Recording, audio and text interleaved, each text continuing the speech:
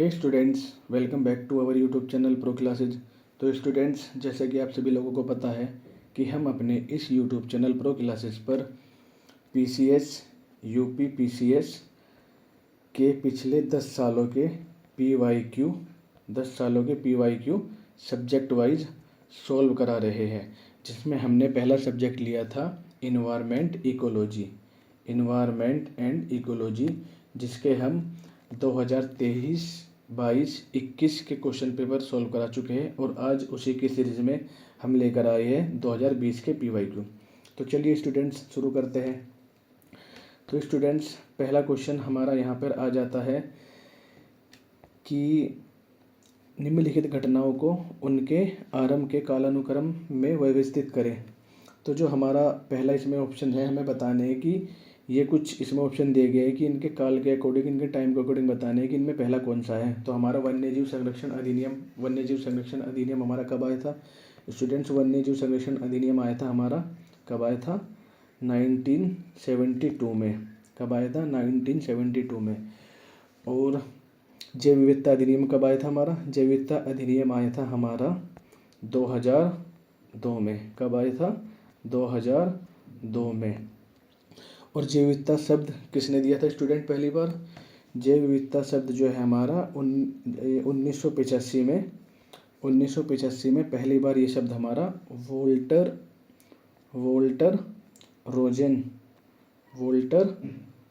Rosen के द्वारा ये हमारा पहली बार शब्द दिया गया था। कब दिया गया था? 1985 में। तो हमारा जैव विविधता अधिनियम कब आया था? ये आया था हमारा 2002 में। प्रोजेक्ट टाइगर कब चलाया गया था हमारा? प्रोजेक्ट टाइगर स्टूडेंट्स हमारा चलाया गया था 1973 में। कब चलाया गया था हमारा? 1973 में। कब चलाया गया था हमारा? 1973 में। और प्रोजेक्ट एलिफेंट कब चलाया गया था? प्रोजेक्ट एलिफेंट हमारा चलाया गया था स्टूडेंट्स 1992 में। कब चलाया गया था? 1992 में। तो चलिए देखिए, पहले इसमें हो जाएगा, सबसे पहले आ जाएगा हमारे इसमें 1। तो सबसे पहले आ जाएगा हमारे इसमें 1। उसके बाद कौन सा आ जाएगा? उसके बाद आ जाएगा हमारा प्रोजेक्ट टाइगर, जो कि 1973 में चलाया गया था। प्रोजेक्ट टाइगर हमारा आ जाएगा, यहाँ पे आ जाएगा हमारा 3। उसके बाद आ जाएगा हमारा प्रोजेक्ट एलिफेंट, यानी कि 4। और फिर आ जाएगा हमारा 2। तो स्टूडेंट यहाँ पे हमारा हो जाएगा ये ख़त्म। यहाँ पे हमारा हो जाएगा आंसर नंबर बी हमारा सही है। नेक्स्ट क्वेश्चन, किसी पारिस्थितिकी तंत्र के विभिन्न घटकों के माध्यम से पोषक तत्वों की गति को क्या कहा जाता है? स्टूडेंट्स, जब किसी भी पारिस्थितिकी तंत्र में जो हमारे तत्व होते हैं, जो हमारे तत्व या मिनरल्स होते हैं, उसके चक्रण को क्या कहा जाता है? उसके चक्रण को कहा जाता है हमारा जैव भू रासायनिक चक्र। क्या कहा जाता है? जैव भू रासायनिक चक्र।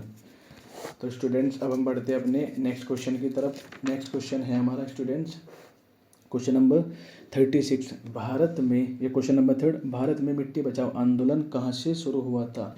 स्टूडेंट्स, भारत में हमारा मिट्टी बचाओ आंदोलन शुरू हुआ था होशंगाबाद से। और ये क्यों शुरू हुआ था? क्योंकि उस टाइम वहाँ पे एक तवा बांध बन रहा था। कौन सा बांध बन रहा था? तवा बांध बन रहा था, जिसके कारण वहाँ पे कुछ पानी स्टोर हो रहा था, आसपास पानी इकट्ठा हो रहा था। और उस पानी में जो है हमारी मिट्टी, उस पानी की वजह से या उस पानी में हमारी लवणता ज़्यादा बढ़ रही थी। तो उसकी वजह से हमारा ये आंदोलन चलाया गया था। कहाँ से चलाया गया था? Hoshangabad, Madhya Pradesh. Next question, green house प्रभाव के बिना पृथ्वी की सतह का औसत तापमान क्या होगा? ग्रीन हाउस प्रभाव स्टूडेंट्स, आप सभी को पता है कि ग्रीन हाउस प्रभाव क्या होता है। ये हमारा होता है जब कोई हमारी अर्थ है, उसके ऊपर हमारी कुछ हमारे जो भी होते हैं पार्टिकल्स या कुछ गैसें होती है, उनकी एक कवर होता है, उनका एक कवर या उनकी एक परत टाइप होती है, जो कि हमारी सन से जो किरणें आती है उनको आने तो देती है, जो कि दीर्घ तरंग के रूप में आती है। लेकिन जब ये शॉर्ट तरंग के रूप में वापस जाती है तो इनको जाने नहीं देती, इसका कुछ पार्ट एब्जॉर्ब कर लेती है। क्योंकि अगर जैसे कि 100% आई, 100% तो आती नहीं है, क्योंकि 35% तो हमारा एल्बिडो ही हो जाता है। ये भी क्वेश्चन बन जाता है कि पृथ्वी का एल्बिडो कितना है। तो पृथ्वी का जो एल्बिडो है वह हमारा लगभग 30 से 35 होता है। कितना होता है? 30 से 35 के आसपास पृथ्वी का एल्बिडो होता है। ये भी हमारे यूपी पीसीएस में पूछा हुआ क्वेश्चन है। तो ग्रीन हाउस प्रभाव क्या होता है, ये होता है कि हमारी जब 100% कोई यहाँ पे पृथ्वी पर सनलाइट आई और वे 100% वापस चली गई, तो हमारी पृथ्वी का रात में टेम्परेचर बहुत ठंडा हो जाएगा, जो कि चांद पे होता है। तो हमारा कितना होगा वो, तो हमारा टेम्परेचर होगा -80 डिग्री। और अगर इस टेम्परेचर को हम केल्विन में देखें तो केल्विन में कितना होगा, केल्विन में हमारा ये टेम्परेचर होगा 255 केल्विन। और अगर फ़ारेनहाइट में देखें तो कितना होगा, फ़ारेनहाइट में स्टूडेंट्स हमारा ये टेम्परेचर हो जाएगा 0 फ़ारेनहाइट। ठीक है, तो ये सब भी क्वेश्चन बन सकते हैं, बहुत इंपॉर्टेंट, आप इनको ध्यान रखिएगा। नेक्स्ट क्वेश्चन, किसी विशेष क्षेत्र में क्रमिक रूप से परिवर्तित होने वाले समुदाय के संपूर्ण अनुक्रमण को कहा जाता है। देखिए स्टूडेंट्स, जो कोई विशेष समुदाय है, जब कोई विशेष समुदाय किसी जब कोई विशेष समुदाय हमारा किसी भी चीज़ में संपूर्ण या कंप्लीट रूप से परिवर्तित हो जाता है, तो उसे हम क्या कहते हैं, उसे हम कहते हैं सेरे। क्या कहते हैं स्टूडेंट, सेरे। या इसका एक और नाम है जिसको हम बोलते हैं कर्मक। क्या बोलते हैं, कर्मक। पारिस्थितिकी अनुकरण में क्या आता है, पारिस्थितिकी अनुकरण में स्टूडेंट आता है कि जब हमारे किसी विशेष एरिया क्षेत्र में जब कोई एक प्रजाति बढ़ जाती है या कोई 2-4 प्रजाति बढ़ जाती है और कुछ प्रजाति वहाँ पे विलोपन की अवस्था में हो जाती है या कुछ प्रजाति वहाँ पे ख़त्म हो जाती है, तो उस स्टेज को हम पारिस्थितिकी अनुक्रमण कहते हैं। तो यहाँ पे हमारा इसका आंसर आ जाएगा सेरे। सेरे क्यों आएगा, क्योंकि यहाँ पे जो है ना संपूर्ण एक समुदाय के हम संपूर्ण कंप्लीट चीज़ देख रहे हैं कि उस समुदाय का कंप्लीटली परिवर्तन हो रहा है दूसरे चीज़ों में। नेक्स्ट क्वेश्चन, सामान्यतः पर्यावरण को निम्नलिखित श्रेणियों में वर्गीकृत किया जा सकता है, निम्नलिखित में से कौन सा इसका हिस्सा नहीं है। तो स्टूडेंट्स, जैसे कि सबको पता है कि पर्यावरण में हमारी कितनी चीज़ें आती है, इन्वायरमेंट में हमारी कितनी चीज़ें आती है। इन्वायरमेंट हमारा इन्वायरमेंट के जो घटक होते हैं 3 घटक होते हैं। ये हमारे इसमें आता है भौतिक, जिसको मैं यहाँ पे फिजिकली लिख रहा हूँ, दूसरा होता है केमिकली, तीसरा होता है बायोलॉजिकली, जो हमारा होता है बायोलॉजिकली, तीसरा होता है हमारा बायोलॉजिकली। बायोलॉजिकली में तो हमारी सारी गैस आ जाती है, केमिकली में हमारी आ जाती है, बायोलॉजिकली में हमारी आ जाती है जो भी हमारे क्या होते हैं, जो भी हमारे होते हैं जीव या पौधे या और भी कोई सूक्ष्म जीव जंतु, ये सब हमारे बायोलॉजिकली में आ जाते हैं। केमिकल में हमारी केमिकल्स आ जाते हैं जो भी होते हैं। उसके बाद हमारा आ जाता है फिजिकली में हमारी आ जाती है कोई जैसे भौतिक वस्तुएं जो भी होती है, लाइक कोई चट्टाने या मिट्टी, जल, ये सभी हमारी किस में आती है, ये सभी हमारे भौतिक में आते हैं। और ये तीनों ही हमारे पर्यावरण का हिस्सा होते हैं। तो इसमें हमारा कौन सा नहीं होता, इसमें हमारा कौन सा नहीं होता, परिचालन पर्यावरण हमारा इसमें इसका घटक या इसका पार्ट नहीं होता। बाकी तीनों ही हमारे इसके पार्ट होते हैं, ये तीनों ही हमारे इसके पार्ट होते हैं। नेक्स्ट क्वेश्चन, पारिस्थितिकी संक्रमण की अवधारणा का प्रयोग सर्वप्रथम किसके द्वारा किया गया था। तो जो सबसे पहले हमारी जो पारिस्थितिकी संक्रमण थी उसका जो सबसे पहले इस्तेमाल किया गया था, उसकी जो अवधारणा या उसके बारे में जो बताया गया था वो बताया गया था हमारा जॉन बेनेट के द्वारा। आंसर हो जाएगा answer number B, John Bennet के द्वारा पहली बार इसका बताया गया था। जॉन बेनेट के द्वारा हमारा पहली बार बताया गया था। और इन्होंने किसके माध्यम से बताया था, इन्होंने अपनी 1976 में, कब स्टूडेंट 1976 में इन्होंने अपनी किताब लिखी थी। किताब का नाम था द इकोलॉजिकल ट्रांजिशन करके इन्होंने किताब लिखी थी। उसमें इन्होंने पारिस्थितिकी संक्रमण की अवधारणा या परिभाषा पेश की थी। नेक्स्ट क्वेश्चन, निम्नलिखित में से ग्लोबल वार्मिंग का प्रभाव है। देखिए स्टूडेंट्स, जब कोई ग्लोबल वार्मिंग हमारी होती है उसका क्या प्रभाव होता है, जैसे कि हमने पिछले साल भी हम ऐसे ही क्वेश्चन आया था, उसके बारे में भी मैंने बताया था। तो इसमें हमारा जो ऑप्शन हो जाएगा हमारा इसमें जब हमारी ग्लोबल वार्मिंग बढ़ेगी, गर्मी बढ़ेगी, तो गर्मी से हमारा जो है ना सबसे पहले क्या होगा, ग्लेशियर हमारे पिघल लेंगे तो हमारा समुद्र में भी वृद्धि होगी। और जब समुद्र में वृद्धि होगी तो बरसात भी हमारी बिन मौसम की आएगी, टेम्परेचर भी बढ़ जाएगा, जहाँ पे घट जाता है तो बीमारियाँ भी हमारी फैलेगी, प्रवाल भित्तियों का भी हमारा विरंजन यानी कि नाश होगा। तो इसमें चारों ही ऑप्शन हमारे क्या हो जाएंगे, यहाँ पे चारों ही ऑप्शन हो जाएंगे सही। तो आंसर नंबर डी इसमें हमारा यहाँ पे सही है। नेक्स्ट क्वेश्चन, नेक्स्ट क्वेश्चन है हमारा, निम्नलिखित घटनाओं को क्रम में, उनके कालक्रम में व्यवस्थित कीजिए और नीचे दिए गए कोटों में से सही उत्तर चुनिए।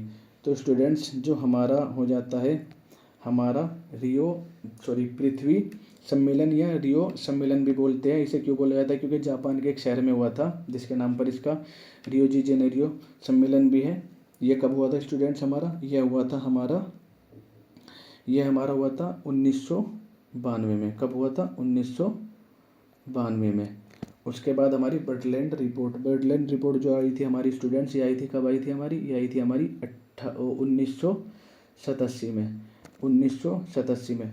और उसके बाद आता है हमारा मॉन्ट्रियल प्रोटोकॉल की सबसे इम्पोर्टेंट बात तो यह है कि हमारा किसके बारे में हुआ था? ये हमारा ओजोन लेयर के बारे में हुआ था। जो ओजोन लेयर का हमारा क्षरण हो रहा था इसमें जो है ना उस टाइम CFC या कुछ एटसेट्रा जो गैस थी उस पर जो है ना प्रतिबंध लगाया गया था। ये कब आया था हमारा? इसकी जो रिपोर्ट, इसका जो परिवर्तन यानी कि ये लागू कब से हुआ था स्टूडेंट्स? ये हमने जो स्वीकार किया था हमने 1987 में। कब स्वीकार किया था? 1987 में। लेकिन इसके जो नियम लागू हुए थे, ये हमने जो इसका नियम लागू किए थे वे कब से किए थे? वे किए थे हमने 1989 में। कब किए थे? 1989 में। तो हमारा यहाँ पे क्या हो जाएगा? 1989। The limit to growth report का प्रकाशन स्टूडेंट्स हमारा हुआ था, कब हुआ था? ये हमारा हुआ था 1972। कब हुआ था? 1972। तो चलिए स्टूडेंट देख लेते हैं इसमें सबसे पहले हमारा कौन आ जाएगा? सबसे पहले हमारा फोर्थ आ जाएगा। जब हमारा फोर्थ आ जाएगा तो हमारा ये गया, और तो फोर्थ तो सब में है ही। उसके बाद आ जाएगा हमारा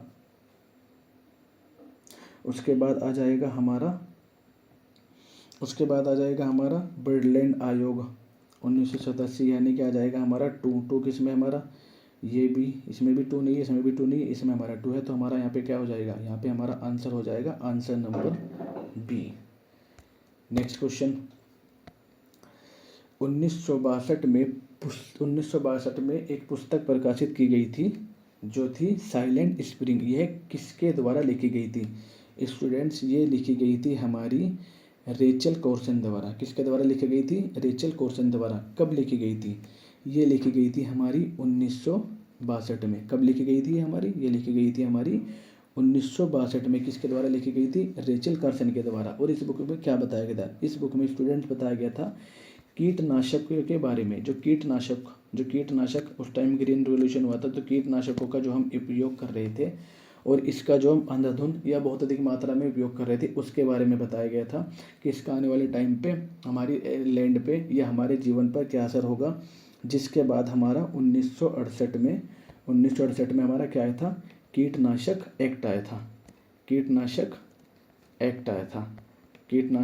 आया था। तो स्टूडेंट्स आज हमने इसमें सोल्व किया 2020 के PYQ। नेक्स्ट जो हमारा लेक्चर आएगा उसमें हम सोल्व करेंगे 2019 के PYQ। और इसके बाद इन्वायरमेंट इकोलॉजी के बाद हम अपने इस चैनल पर बाकी सभी सब्जेक्ट के जो PYQ बचे हुए उनको भी सॉल्व कराएंगे। तो स्टूडेंट्स फॉलो करिए हमारे यूट्यूब चैनल प्रो क्लासेस को और बने रहिए हमारे यूट्यूब चैनल पर प्रो क्लासेस पर। Thank you.